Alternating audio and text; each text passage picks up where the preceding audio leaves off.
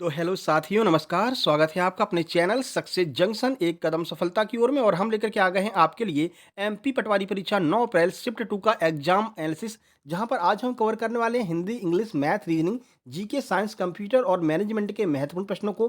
काफ़ी सारे जीके के प्रश्न हमको मिल गए हैं, तो वीडियो थोड़ा सा लंबी हो सकती है, इसलिए वीडियो को शुरू से अंत तक देखिएगा। इसमें हम आपको बताने वाले हैं कितने प्रश्न रिपीट हुए हैं। जो आज सुबह हमारा स्पोर्ट्स वाला वीडियो देख कर गए थे, उनको कितना फ़ायदा हुआ है। जिन्होंने हमारा इकोनॉमिक्स वाला वीडियो देखा था, उनको 2 से 3 नंबर का फ़ायदा हुआ है, डायरेक्ट प्रश्न वहाँ से आए हैं। तो सारी जानकारी आपको हम आज देने वाले हैं। अगर अगली किसी शिफ्ट में आपका एग्ज़ाम है, तो इस नंबर पर अपने प्रश्नों को ज़रूर भेजिएगा 7052547003। जैसे ही आप एग्ज़ाम सेंटर से बाहर निकलते हैं, तुरंत अपने व्हाट्सएप पे जाइए और ये जितने ही प्रश्न आपको याद आ रहे हैं, उतने प्रश्नों को हमारे पास मैसेज कर दीजिए। जैसे कि आज हमारे कुछ भाइयों ने मैसेज किया है, उन प्रश्नों को हमने वेरीफ़ाई किया और वो बिल्कुल सही प्रश्न है और हर एक प्रश्न के बारे में डिटेल में आपको जानकारी देंगे। आइए शुरुआत करते हैं। वीडियो को लाइक कर दीजिए, चैनल को सब्सक्राइब कर लीजिए। आज का पहला प्रश्न था, चंबल नदी के बारे में कौन-सा कथन गलत है? ये प्रश्न देखते ही लोग खुश हो गए। उनको लगा कि एमपी जीके के प्रश्न आने लगे हैं, लेकिन मेरे भाई एमपी जीके का सिर्फ़ और सिर्फ़ एक ही यही प्रश्न आया था, ठीक है? इसमें गलत छाँटना था तो गलत था कि ये खंबात की खाड़ी में गिरती है, जबकि जो चंबल नदी है वो यमुना में जाकर के मिल जाती है। तो गलत पूछा था, तो यही आपका इसका आंसर हो गया था, ठीक है? चलिए कुछ जानकारी आपको चंबल नदी के बारे में बता देते हैं। तो चंबल नदी यमुना में जाकर के मिल जाती है। यमुना की सबसे बड़ी जो सहायक नदी है, वो आपकी चंबल नदी है, ठीक है? उसके बाद में यहाँ पर पंचनदा के बारे में बताया गया है, तो 5 नदियाँ कौन-कौन सी मिलती हैं? केवल नदियों के नाम आपको ध्यान रखना है। तो देखिए, यमुना हो गई, चंबल हो गई, सिंध, क्वारी और पहुज। ये 5 नदियाँ भिंड में जाकर के मिलती हैं, तो इन्हीं 5 नदियों को पंचनदा कहा जाता है, ठीक है? फिर एक ऑप्शन में दिया हुआ था कि जो चंबल नदी है वो बीड़ों का निर्माण करती है। बिल्कुल सही बात थी, बीड़ों का निर्माण करती है। यही सारे प्रश्न उसमें ऑप्शन दिए हुए थे। सिर्फ एक ऑप्शन गलत था कि ये खंबात की खाड़ी में गिरती है, ठीक है? बाकी चंबल नदी कहाँ से निकलती है? तो महू से निकलती है। चंबल नदी का उपयोग गांधी सागर बांध, राणा प्रताप सागर बांध, जवाहर सागर बांध में जल विद्युत परियोजना के रूप में किया जाता है। तो ये तीनों बांध जो है वो चंबल नदी के ऊपर बने हैं। ये पूरी आपको डिटेल में जानकारी रखनी, क्योंकि भले ही 1-2 प्रश्न, लेकिन एमपी के प्रश्न तो आपके बिल्कुल गलत होने ही नहीं चाहिए, ठीक है ना? चलिए अब आगे बढ़ते हैं अगले प्रश्न की ओर। 2022 सैयद मुश्ताक अली ट्रॉफी। आज सुबह ही हमने स्पोर्ट्स वाले प्रश्न कराए हैं। स्पोर्ट्स वाली वीडियो जरूर देख करके जाइएगा। ये प्रश्न आ गया है, तो यहाँ से इसका मतलब है कि स्पोर्ट्स के लगातार प्रश्न आ रहे हैं। आज सुबह की शिफ्ट में नहीं आया था, कल शाम को 3 प्रश्न जो है स्पोर्ट्स के आए थे, यानी कि आगे आपको स्पोर्ट्स के बहुत सारे प्रश्न देखने को मिलेंगे। इस वीडियो के अंत में वो स्पोर्ट्स वाली वीडियो आपको इसी वीडियो के ऊपर दिखाई दे जाएगी। उस पर क्लिक करके स्पोर्ट्स वाली वीडियो पूरा देख लेना, ठीक है? चलिए, तो मुंबई ने सैयद मुश्ताक अली ट्रॉफी जीती है। आइए पूरी जानकारी आपको देते हैं। तो मुंबई ने हिमाचल प्रदेश को हरा करके पहली बार सैयद मुश्ताक अली ट्रॉफी जीत ली है। मुश्ताक अली ट्रॉफी टूर्नामेंट 2022 के फाइनल में अजिंक्य रहाणे की कप्तानी में मुंबई ने हिमाचल प्रदेश को हराया, ठीक है? और फाइनल में यश धूल ने काफ़ी अच्छा खेल दिखाया था, जो भारतीय अंडर 19 टीम के कप्तान हैं। इन्हीं की कप्तानी में भारत ने अंडर 19 वर्ल्ड कप जीता है। ये सारी जानकारी हमने आज सुबह वाली वीडियो में दिया है, तो जाकर के जरूर देख लीजिएगा। चलिए, इनमें से कौन सी रचना रामचंद्र शुक्ल की है? ऑप्शन में चिंतामणि दिया हुआ था। ये जो रामचंद्र शुक्ल वाली रचना है, इसके बारे में पहले भी हम आपको जानकारी दे चुके हैं। शायद परसों वाले एग्जाम एनालिसिस में रामचंद्र शुक्ल की कोई रचना आई थी, तो रामचंद्र शुक्ल के बारे में पूरी जानकारी हमने आपको दी थी और चिंतामणि के बारे में भी बताया था। वही प्रश्न आज पूछ लिया गया है, ठीक है? और बहुत सारे लोग वीडियो के नीचे आकर कमेंट करते हैं, सर ये नहीं आया था, सर आपकी पुरानी वीडियो में से कोई नहीं आ रहा। मेरे भाई, वही प्रश्न रिपीट हो रहे हैं। 6 से 7 प्रश्न हमारी पुरानी जो वीडियो है जीके जीएस 15 मार्च से अब तक के जितने प्रश्न पूछे गए हैं, उसके ऊपर एक साथ हमने कंपाइल करके एक वीडियो बना दी है। वो वीडियो जरूर देख लेना। वहां से 6 से 7 प्रश्न आ रहे हैं। जो लोग लगातार देख रहे होंगे, उनको समझ में आ रही होगी हमारी बात, ठीक है?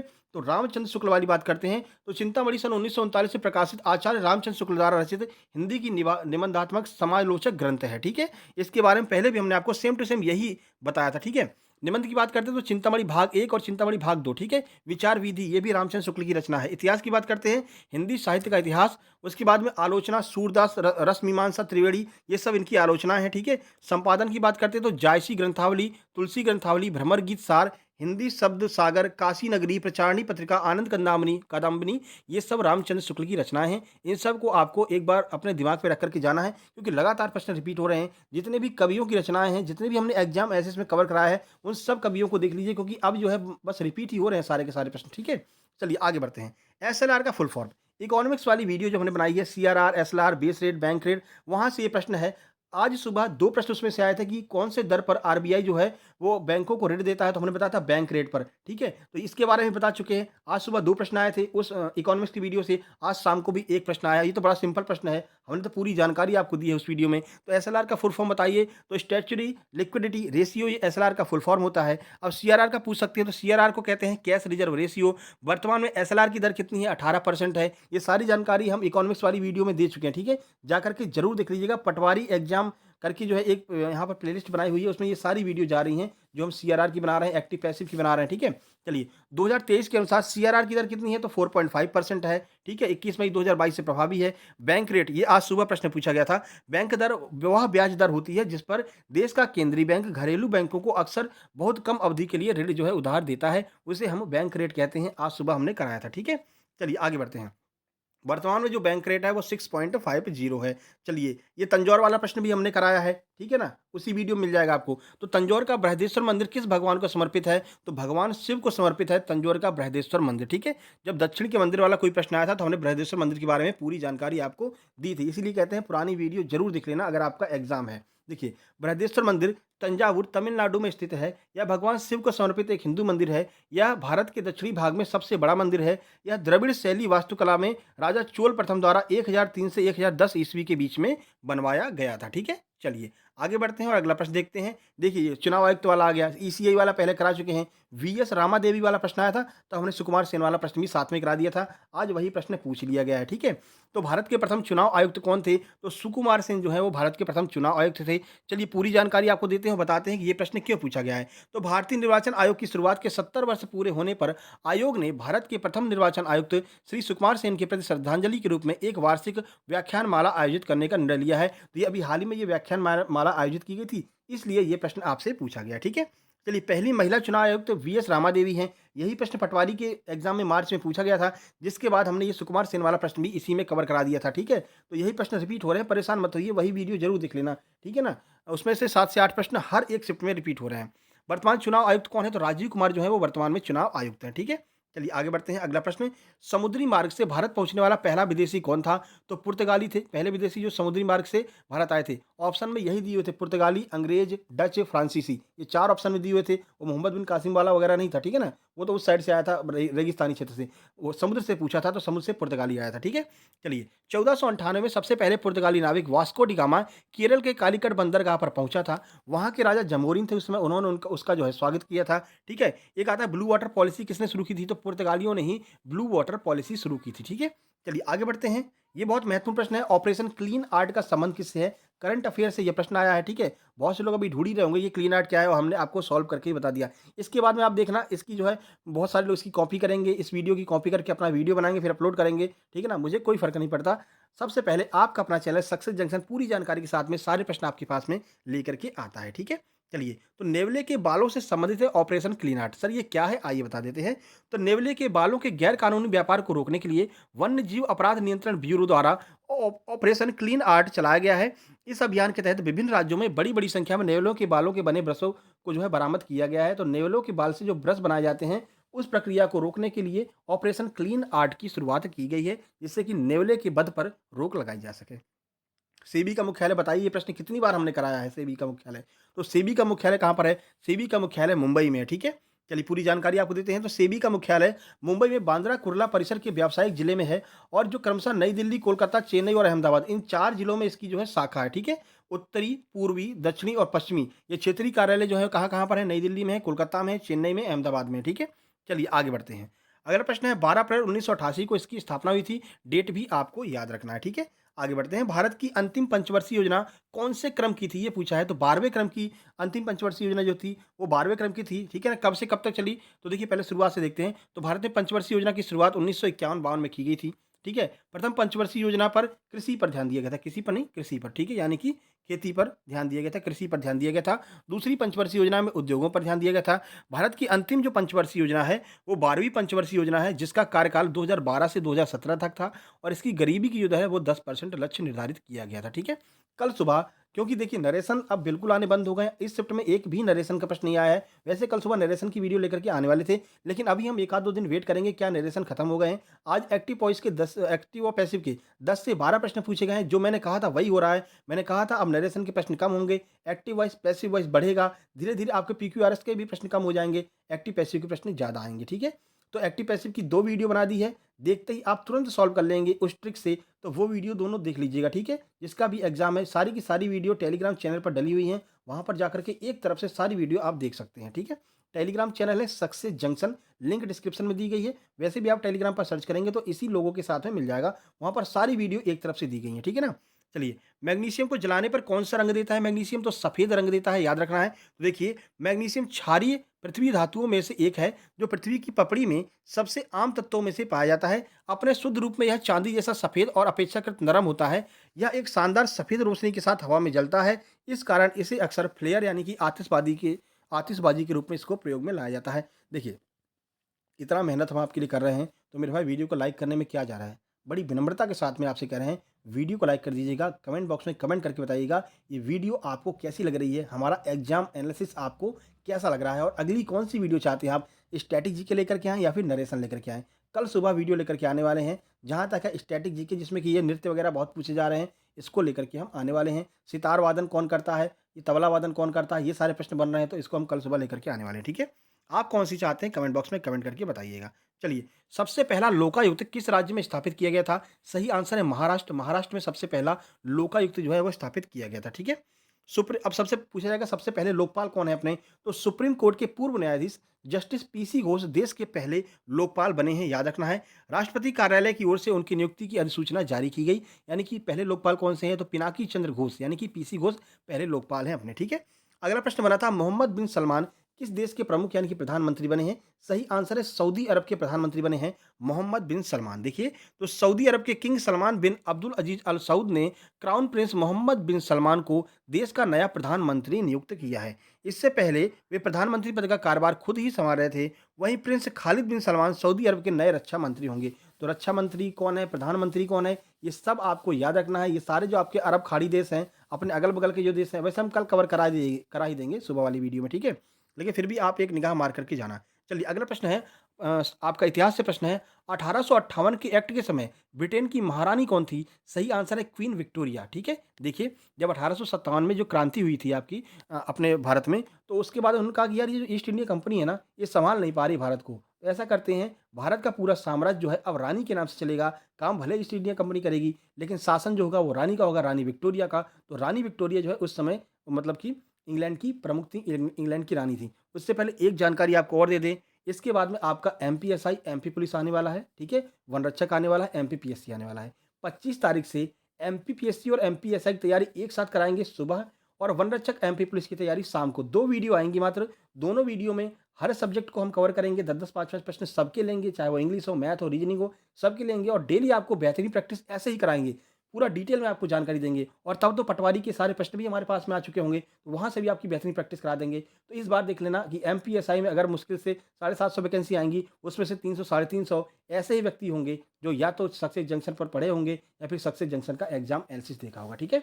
तो वीडियो को लाइक कर दीजिए और चैनल को सब्सक्राइब करके नोटिफिकेशन बेल ज़रूर दबा लेना। आगे बढ़ते हैं, तो भारत सरकार अधिनियम 1858 का अवलोकन रानी विक्टोरिया जो कि ब्रिटेन की सम्राट थीं, इस अधिनियम के परिणाम स्वरूप भारत की महारानी शीर्षक के साथ में भारत में ब्रिटिश क्षेत्रों की संप्रभु भी बन गई, यानी कि कुल मिलाकर के 1858 में ब्रिटेन में महारानी विक्टोरिया का शासन था बस, ठीक है? ये देखिए, भारतीय विज्ञापन संघ का अध्यक्ष किसे चुना गया? एडवर्टाइजमेंट का अध्यक्ष किसे चुना गया है? तो इसका सही आंसर आगे देखते हैं, प्रशांत कुमार। जो सीईओ बने हैं वो हैं प्रशांत कुमार। तो M media India private limited के दक्षिण एशिया के सीईओ प्रशांत कुमार लिमिटेड को उनकी वार्षिक आम सभा की बैठक में 2022-23 के लिए विज्ञापन एजेंसी संघ यानी कि एएएआई ट्रिपल एआई का अध्यक्ष चुना गया है। अब इसकी फुल फॉर्म वहाँ पर दी गई थी, इससे प्रश्न थोड़ा सा बड़ा लग रहा था, लेकिन सही आंसर था प्रशांत कुमार, याद रखिएगा, ठीक है? चलिए आगे बढ़ते हैं। जल में किसकी क्रिया से बुझा हुआ चूना प्राप्त होता है? सही आंसर है कैल्शियम ऑक्साइड।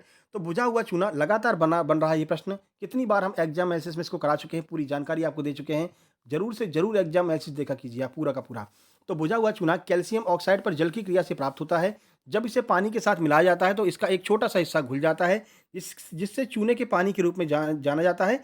शेष एक निलंबन के रूप में शेष रह जाता है, जिसे चूने का दूध कहा जाता है। इसका उपयोग जो है सफेदी के लिए मतलब कि घर की पुताई उताई के लिए किया जाता है, कच्चे मकानों में, ठीक है? CaOH का होल ट्वाइस इसका सूत्र होता है। आगे बढ़ते हैं, इनमें से कौन सी गैस ओजोन परत के क्षरण का मुख्य कारण बनती है? तो CFC यानी कि क्लोरोफ्लोरोकार्बन जो है मुख्य कारण बनती है। तो ओजोन परत में हो रहे क्षरण के लिए क्लोरोफ्लोरोकार्बन गैस प्रमुख रूप से उत्तरदायी है। इसके अलावा halogen, methyl chloroform, carbon tetrachloride रासायनिक पदार्थ भी ओजोन को नष्ट करने में योगदान दे रहे हैं, ठीक है? ओजोन परत कहाँ पर पाई जाती है? प्रश्न बनेगा तो समताप मंडल में ओजोन परत पाई जाती है। इसके अलावा यह सूर्य से आने वाली पराबैंगनी किरणों को सोख लेती है। पराबैंगनी अग्निकिरण त्वचा कैंसर का कारण बनती है। ये सारी जानकारी आपको याद रखना है। बाकी आपको बता दें कि यहाँ पर एमपी कांस्टेबल का नया बैच जो है चौहान अकेडमी पर शुरू हो चुका है और एमपी पुलिस एसआई का भी नया बैच शुरू हो चुका है, एमपी वनरक्षक का भी नया बैच शुरू हो चुका है। ठीक है, मुश्किल से ₹850 फीस है। जैसे इस फीस पर आप अतुल 10 कूपन कोड लगाएँगे, अप्लाई कूपन में अतुल 10 जैसे ही डालेंगे, ये फीस तुरंत आधी हो जाएगी और महज़ 450 या फिर आपको ₹350 में ये बैच पढ़ने के लिए मिल जाएँगे। और अजीत सर इसमें आ गए हैं। अब टेक्नोलॉजी है काफ़ी अच्छी हो गई है, काफ़ी अच्छी तैयारी जो है यहाँ पर कराई जा रही है। ठीक है, हैंड रिजन ऑप्शन भी दिया गया है। आप वहाँ पर हैंड रिजन ऑप्शन का यूज़ कर सकते हैं। कुछ समझ में नहीं आता है, तुरंत इस बटन को दबाइए, तुरंत आपके पास में रिप्लाई आएगा। इन सारी चीज़ों से लैस है चौहान अकेडमी। ऐप को डाउनलोड कर लीजिए, इसका लिंक जो है आपको डिस्क्रिप्शन मिल जाएगा। इस ऐप को डाउनलोड करके यहाँ से कोई भी कोर्स खरीदिए, उसमें अतुल 10 कूपन कोड लगाएँगे तो 50% सीधे लेस हो जाएगी पूरी फीस। तो बेहतरीन तैयारी, बेहतरीन प्रैक्टिस कर सकते हैं और कोई भी टेस्ट सीरीज़ भी आप वहाँ पर खरीद सकते हैं किसी भी एग्ज़ाम की। हिंदी की बात करते हैं तो हास्य रस का एक उदाहरण दिया था, पूछा था इसमें कौन-सा रस है, ठीक है? समास के 1 से 2 प्रश्न थे। अनुप्रास अलंकार का ऑप्शन देकर के उदाहरण देकर के अनुप्रास अलंकार के बारे में पूछा गया था। कर्मवाची से प्रश्न था, पर्यायवाची पूछे गए थे, वर्तनी 3 पूछी गई थी। शुद्ध-अशुद्ध वाक्य भी 2 से 3 आ रहे हैं। 2 प्रश्न विलोम शब्द के थे और उपसर्ग प्रत्यय से भी 2-2 प्रश्न आए हुए थे। देशज-विदेशज शब्द भी यहाँ पर पूछे जा रहे हैं, ठीक है? और क्रम में लगाने के लिए भी पैराजंबल जो है वो इंग्लिश के अलावा हिंदी में भी पैराजंबल आ रहा है, ठीक है? बात करते हैं रीजनिंग की, तो रीजनिंग में नंबर सीरीज के 3 से 4 प्रश्न, फिगर काउंटिंग में ट्रायंगल प्रश्न पूछे, मतलब इसमें कितने त्रिभुज हैं ये पूछा गया था और वो सिंपल वाली ट्रिक लग रही है 1 2 3 4 5 और सारे को काउंट कर लेने वाली ट्रिक लग रही थी, ठीक है? ये सारा रीजनिंग सब आपका हम बेहतरीन तैयारी करवाने वाले हैं अपने इसी चैनल पर, ठीक है? चलिए, पजल की बात करते हैं तो 3 प्रश्न पजल के आए हुए थे, सिटिंग के भी 4 प्रश्न सिटिंग के थे, गोला में बैठाया गया था, ठीक है? कथन निष्कर्ष के 2 प्रश्न, कोडिंग के 5 से 6 प्रश्न, रैंकिंग के 2 प्रश्न आए हुए थे और ब्लड रिलेशन के 3 प्रश्न सिंपल थे, ठीक है? अगली आकृति कौन सी होगी, 4 प्रश्न इस पर आधारित थे और मिरर के भी 1 से 2 प्रश्न आ रहे थे। ये आपकी रीजनिंग की बात हो गई। बात करते हैं मैथ्स की, तो आज बॉड मास पूछा गया है, 4 से 5 प्रश्न बॉड मास के और सिंप्लीफिकेशन के 2 से 3 प्रश्न, लेकिन इतने कठिन थे। देखिए, अगर आपको प्रश्नों में उलझ रहे हैं, कठिन प्रश्न आ रहे हैं, तो तुरंत छोड़ कर के आगे निकल जाइए। क्यों? क्योंकि मैथ के कुछ प्रश्न लास्ट में दिए जा रहे हैं जो बहुत ही सिंपल हैं, ठीक है? तो पूरे प्रश्नों को कम से कम इतना तो करना ही है कि पूरे प्रश्नों को तो देख ही लीजिए, ठीक है ना? शुरू में इतने कठिन प्रश्न दे देते हैं कि आप फँस के रह जाएँगे और लास्ट तक नहीं पहुँच पाते। यही मेन रीज़न है कि बच्चे प्रश्नों को अटेम्प्ट ही नहीं कर पा रहे, ठीक है? एसआई सीआई का 2 साल का डिफरेंस वाला प्रश्न आया हुआ था और सीआई एसआई के ज़्यादा प्रश्न आ रहे हैं, पढ़ कर के जाइएगा। बार ग्राफ के 3 से 4 प्रश्न आए हैं, प्रॉफिट लॉस के 4 प्रश्न और टाइम एंड वर्क की क्षमता वाले प्रश्न आए हैं। सुबह भी आए थे, इस टाइम भी आए हैं, ठीक है? और त्रिभुज से प्रश्न बने, हाइट एंड डिस्टेंस से प्रश्न बने हैं, डीआई बार ग्राफ 3 प्रश्न पूछे गए हैं, चिन्हों को परिवर्तित करके प्लस को माइनस, माइनस को प्लस और मल्टीप्लाई को गुणा कर देते हैं, तो बताइए वो समीकरण को मतलब सही करने वाला समीकरण क्या कहते हैं उसको, समीकरण बराबर करने के लिए, ठीक है ना? वो अरे कुछ कहते हैं यार, उसको मतलब करने के लिए ऐसा आया था, ऐसा प्रश्न इसमें आया था, ठीक है? नाव और धारा के प्रश्न थे, परसेंटेज के 4 से 5 प्रश्न आ रहे हैं, कैलकुलेशन में जो है परसेंटेज को पूछा जा रहा है, ठीक है?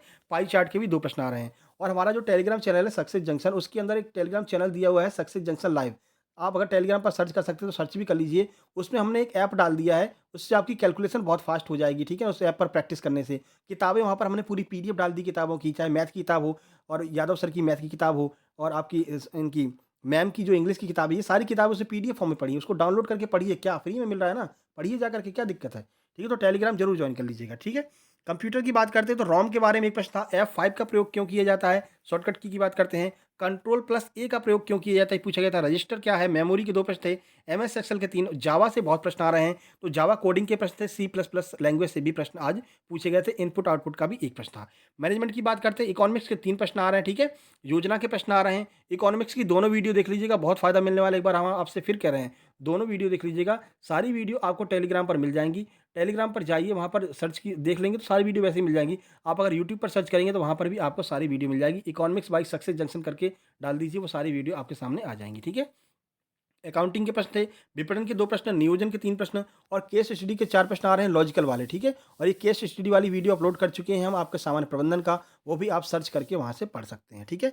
इंग्लिश की बात करते हैं, पीक्यूआरएस के 6 प्रश्न आज आए थे, 6 से 7 प्रश्न आज आए थे, लेकिन आज जो है ना एक्टिव वॉइस, पैसिव वॉइस के 10 से 12 प्रश्न थे। ये वीडियो जैसे ही खत्म होगी, इसी वीडियो पर एक तरफ वो जीके जीएस वाली वीडियो आ जाएगी, ठीक है? 15 मार्च से अब तक के प्रश्न और एक तरफ वो वीडियो आ जाएगी एक्टिव वॉइस, पैसिव वॉइस की। ये दोनों वीडियो आपको देखनी है क्योंकि यहाँ से आपको बहुत ज़्यादा फ़ायदा मिलने वाला है, ठीक है?